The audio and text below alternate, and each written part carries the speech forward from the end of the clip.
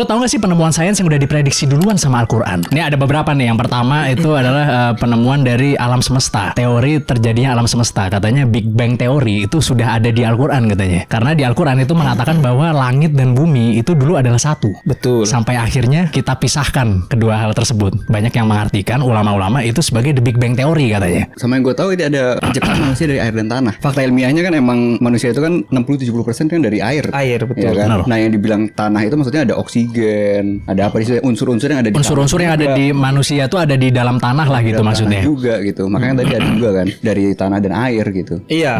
Sebenarnya apa yang diceritakan oleh Al-Quran tentang masa lalu, kemudian tentang masa depan, tentang apa yang ada di balik langit dan apa yang ada di dalam bumi, itu bagian dari cara Tuhan untuk membuktikan kemukjizatan Al-Quran. Bahwa mustahil ini dibuat-buat oleh Nabi Muhammad. Buktinya Nabi Muhammad gak pernah terbang keluar angkasa, gak pernah menyelam ke dalam lautan atau ke dalam tanah, tidak pernah mengetahui masa lalu, tidak pernah membaca masa depan, tapi semuanya dirangkum oleh Al-Quran. Jadi mustahil yang membuat ini adalah manusia, pasti ini adalah wahyu dari Tuhan.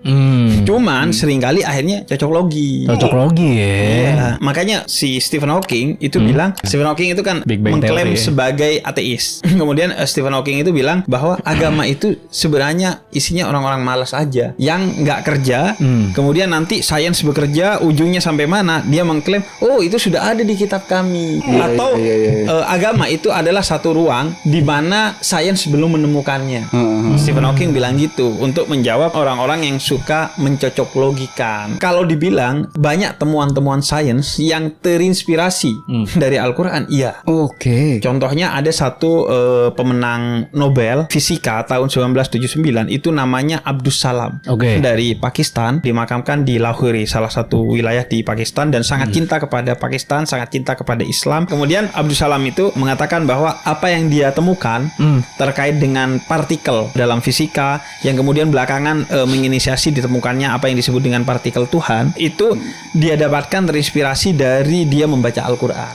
Dan itu secara saintifik nggak dipermasalahkan karena dalam filsafat sains itu disebutnya bahwa sains itu boleh diklaim terinspirasi dari manapun, dari ayat, dari kitab suci, dari mimpi, atau dari hal-hal yang aneh sekalipun, asalkan konteks of justifikasinya bisa diverifikasi oleh sains.